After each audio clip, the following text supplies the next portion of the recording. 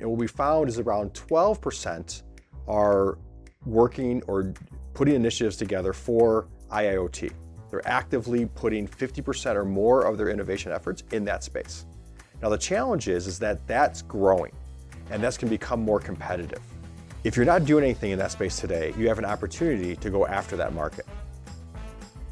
So Jay, we've been talking about new technology with manufacturers and distributors for a long time right now. That includes the industrial Internet of Things, which is basically connected devices and infrastructure.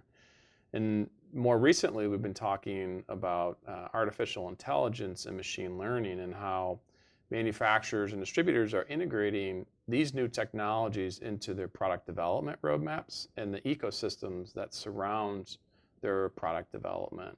And was interesting because the research we recently conducted on this of are manufacturers and distributors incorporating these newer technologies into their new product introductions, there were some surprising results that came back, at least from our point of view of being in the space for 5 years now, right? So let's unpack some of those results and learn a little bit more.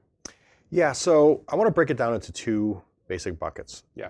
Those manufacturers, distributors that are doing nothing or have historically done very little, and those that are kind of the early adopters. So those are kind of two buckets. If I take the first group, in that group, the self-reporting on the survey showed that 71% of the respondents are doing nothing in machine learning or AI, and 56% are doing nothing in IIoT. Jeez. Okay, so that leaves effectively 30% and 40%, 44% that are doing something in that space. Now, that's a huge opportunity for them to get in that space because this, like you said, it's really not an emerging trend. It is here to stay. You know, we've asked about it in the survey now for a couple of years, and that trend is growing and growing. Absolutely. Right? Now, at the other end of that spectrum is those that are doing something. And what we found is around 12% are working or putting initiatives together for IIoT. They're actively putting 50% or more of their innovation efforts in that space. Now, the challenge is that that's growing, and that's going to become more competitive. So you have an opportunity now to go after that market. If you are in that space and you're investing heavily, that's going to get significantly more crowded, and you're going to need to accelerate your path to market and continue to invest to maintain or grow a dominant market share that you may be enjoying over the last several years.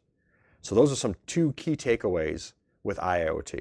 Yeah, it's fascinating, Jay. And for those who are not yet in IIoT, and I've had this conversation with many manufacturers who are just simply saying, my product is not going to be a connected product.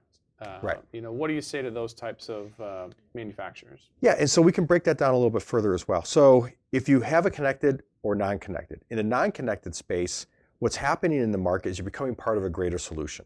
So if you make a fastener, you make a nail, you make a pin, you make something that, a hammer as an example, or drill bits, those might go into connected tools, connected devices. So that connected device is looking at it as an aggregate as a whole. What's the performance of that tool? Uptime, downtime, cycle time, repair time, usage, etc. But that pin or that nail or that fastener, which may not have the technology, is part of that overall solution and would be rated and judged and viewed as part of that. So it's important that you look at it from a whole solution perspective. For those that have devices that can be connected or that can leverage IIoT or AI, if you're not doing that today, you need to start looking at that now and incorporating that technology to offer a holistic view of the performance of, you know, whether it's the tool, whether it's the consumable, or what have you. Yeah, fascinating. So if you're a manufacturer or distributor out there, know that there is a good amount of the market who's currently investing in IIoT when it comes to their new product introductions, but there's still great upside in that.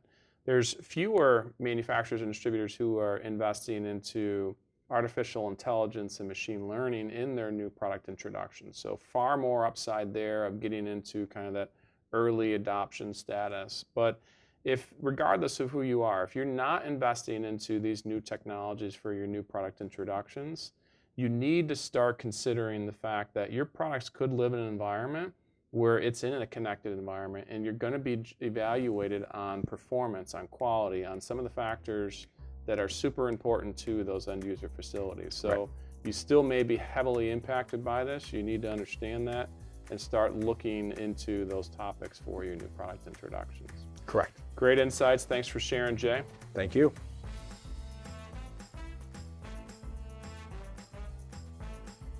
Thank you for watching today. If you liked what you heard and you want to put some of these insights to use on your team, feel free to reach out to us at dorngroup.com. If you want to receive more unique insights like these for both manufacturers and distributors, follow us on our LinkedIn and YouTube channels.